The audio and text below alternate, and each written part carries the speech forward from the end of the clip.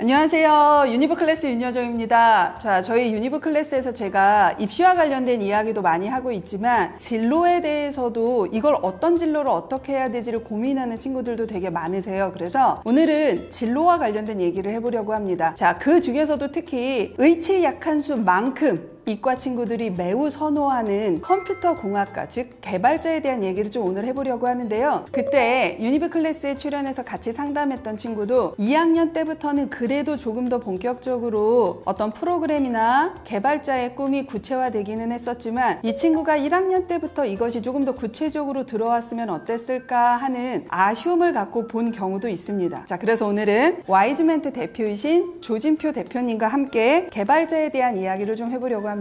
대표님 안녕하세요. 네, 안녕하세요. 네, 안녕하세요. 네. 저는 현재 와이즈멘토 대표를 맡고 있는 조진표입니다.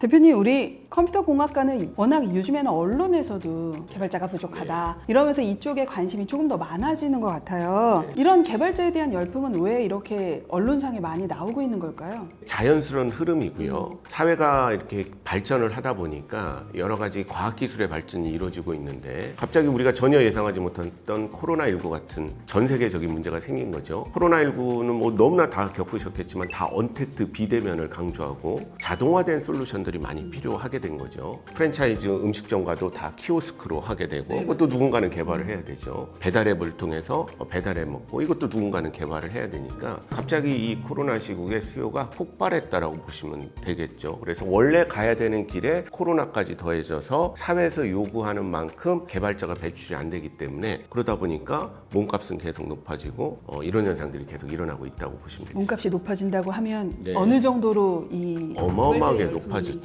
그러니까 한 5년 전만 해도 우리나라에서 대졸 초임이 가장 높은 회사들은 기아자동차 같은 회사였거든요. 그런 제조업 기반의 회사들. 근데 지금은 다 판교 쪽에 있죠. 판교에 있는 IT 회사들, 게임 회사들. 대졸 초임이 아무 경력 없는데도 컴퓨터 좀 다룬다 그러면 중견기업의 한 차부장 정도? 그 정도를 지금 주고 있으니 굉장히 과거와는 많이 달라진 그런 상황이라고 보시면 되겠습니다. 대표님, 그러면 앞으로도 이 개발자에 대한 수요나 열풍은 계속될 거라고 생각하시는 거죠? 더 늘어날 것 같고요. 그리고 사회에서 요구하는 숫자를 우리가 길러내지 못하고 있어요. 수요 측면에서도 굉장히 폭발할 것이고 아주 끊임없이 확대될 거라고 보고 있습니다. 네네. 자, 근데 대표님, 제가 요즘에 생기부를 보면 컴공 간다고 하면 코딩부터 해요. 코딩이 정확하게 뭔가요? 우리가 뭔가 인터랙션, 서로 상호작용이 일어나려면 대화를 해야 되잖아요. 사람 사이의 대화가 또 다른 인종 간의 대화가 외국어거든요. 기계랑 인간이 대화를 해야 되는데 그럼 그 대화를 할 때 서로 약속된 방식의 언어가 있는 거죠. 그것을 입력하는 것을 우리가 코딩이라고 하는 겁니다. 대표님, 그 개발자는 구체적으로 무엇을 하는? 말 그대로요. 개발자는 뭔가를 만들어내는 사람들이죠. 크게 두 파트로 나눠서 많이 얘기를 합니다. 프론트 엔드라고 얘기를 하고요. 백 엔드라고 얘기를 하거든요. 프론트가 일반 소비자들이 보고 있는 그런 화면들, 디자인과 행동들을 설계하는 사람이라고 보시면 되겠어요. 예를 들어서 우리가 어느 인터넷 쇼핑몰에 들어갔다 그러면 쇼핑하는 목록을 고르고 제품을 검색해서 장바구니에 담고 뭐 이런 활동들을 하게 되잖아요. 네, 오늘도 하고 왔습니다. 네, 그런 걸 설계하는 사람들을 그 프론트엔드 개발자라고 얘기를 하고 있고요. 실제 만약에 결제가 이루어지고 뭐 배송까지 이루어지려면 우리 회사 안에 서버 안에서 활동들이 일어나야 되는데 그게 굉장히 효과적으로 돌아가야만 고객들이 만족할 수가 있기 때문에 그런 설계를 하는 사람들을 백엔드 개발자라고 이해하시면 되겠습니다. 네. 그거를 둘 다 잘하시는 분들도 있나요? 풀스택 엔지니어라고 부르는 또 개발자들이 있는데 이런 사람들은 백엔드와 프론트엔드를 다 할 줄 아는 사람들, 앱과 웹을 동시에 개발할 수 있는 사람들, 이런 사람들은 몸값이 어마어마하죠. 백엔드로 출발하고 뭐 프론트엔드로 출발했다가 자기의 관심사와 공부 여부에 따라서 능력을 더 확장시켜서 이렇게 발전하는 사람들이 있는데 미국에는 글래스도어라는 취업 사이트가 있는데 거기에서 해마다 올해 제일 잘 나가는 직업을 꼽는데 상위 5위 안에 드는 그런 모습들을 보이고 있습니다. 네. 혹시 이 개발자에 필요한 적성 같은 것도 혹시 있을까요? 개발자는 일단 은근과 끈기가 은근과 끈기. 네. 네. 은근과 끈기가 있어야 되고 일단 개발이라는 것 자체가 팀플레이도 굉장히 많이 하지만 주어진 과제에 대해서 곰곰이 생각하면서 해결해 나갈 수 있는 과정 자체를 즐길 수 있는 사람들이 개발자에 맞는 거거든요.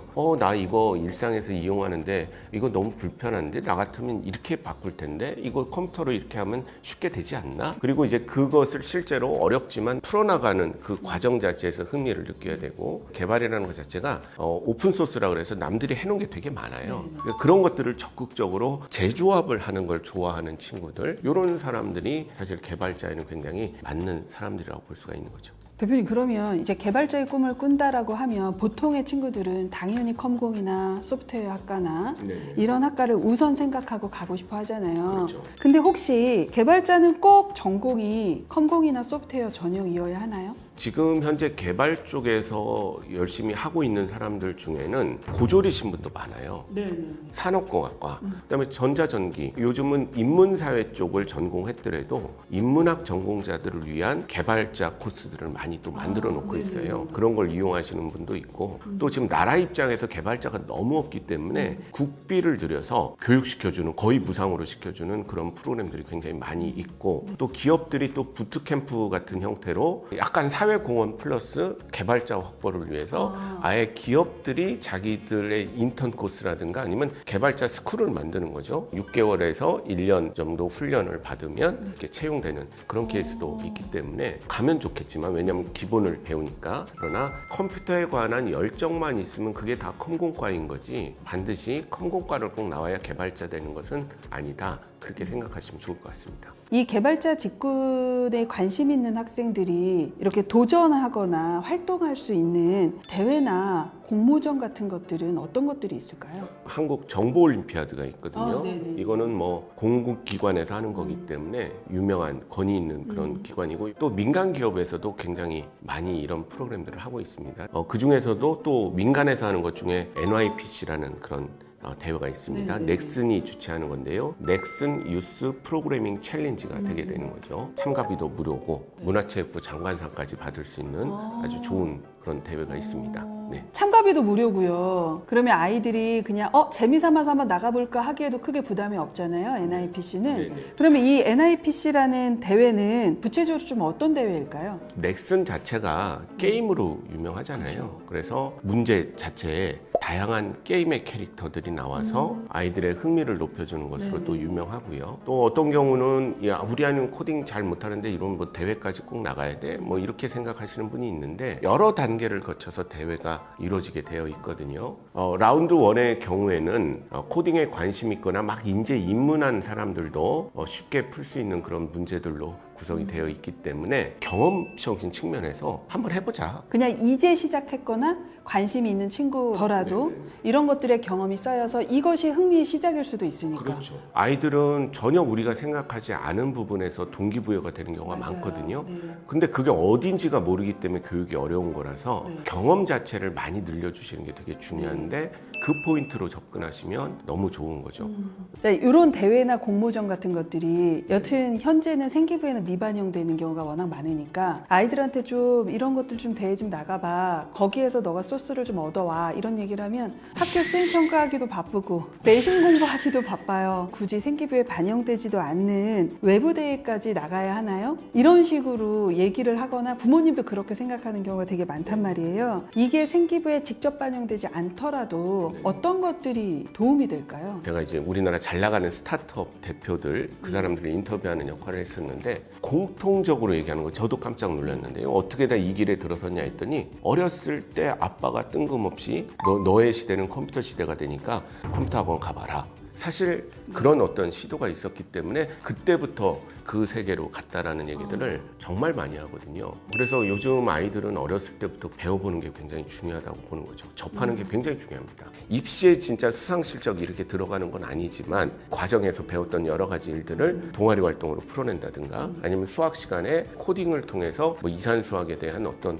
것들을 정의를 해서 발표를 했다든가 이런 것들은 선생님이 다 세부 능력 및 특기사항에 적어줄 수 있는 그런 거기 때문에 안 하는 것보다는 훨씬 더 도움이 될 수가 있는 거죠. 그리고 많이는 없어졌지만 지금 소프트웨어 중심 대학이라는 대학이 있어요. 나라에서 이렇게 지원해주는 그런 대학들이 있는데 아직도 지금 특기자 전형이라는 게 있습니다. 그 특기자 전형을 운영하는 대학들은 아이들의 수상 실적을 내거나 자기를 증명할 수 있는 자료를 낼 수가 있기 때문에 이럴 때는 또 아직까지는 써먹을 수가 있게 되는 거죠. 그래서 적절하게 활용하는 방어는 되게 많은 거니까 그런 걱정은 안 하시고 하셔도 좋지 않을까 생각합니다. 대표님, 그러면 이제 개발자를 꿈꾸기 시작한 친구거나 이미 개발자를 꿈꾸는 친구들에게 조언을 해주실 수 있다면 어떤 것들을 조언해 주실 수 있으실까요? 사실 이 개발자는 학습 능력이 굉장히 중요하죠. 그러면 이 수학 잘하는 애들이 개발자의 최고냐? 또 그런 건 아니고요. 좀 놓쳤더라도 뒤늦게 이제 사회에 갔더라도 비전공자나 또는 인문사회 출신들을 위한 그런 프로그램도 사회적으로 굉장히 많으니까 그런 것들을 적극 활용하면 된다. 그렇게 생각하시면 되겠어요. 네. 오늘 유니브 클래스에서 저와 함께 개발자에 대한 얘기를 좀 해봤는데 네. 대표님 좀 소감 한 말씀 해주시면. 너무 필요한 지금 사회 분야인데 우리 기성세대가 이 생각을 못하고 있기 때문에 너무 제도적으로 막고 있는 상황이거든요. 그리고 대표적인 걸로 중요한데 대학 입시에 상관없으니까 애들이 안 배우게 되는 현상이 최근에 너무 많이 일어나고 있어서 입시에 한정시키는 그런 문제로 생각하지 말고 아이의 미래 역량을 키워준다라는 그런 생각으로 접근을 하시면 훨씬 입시보다 그 중요성이 커지고 있다라는 거, 어렸을 때 그런 알고리즘을 중심으로 한 코딩 교육들이 중요하다라는 거 꼭 아셨으면 좋겠습니다. 귀한 시간 내주셔서 정말 감사합니다. 네, 감사합니다. 네.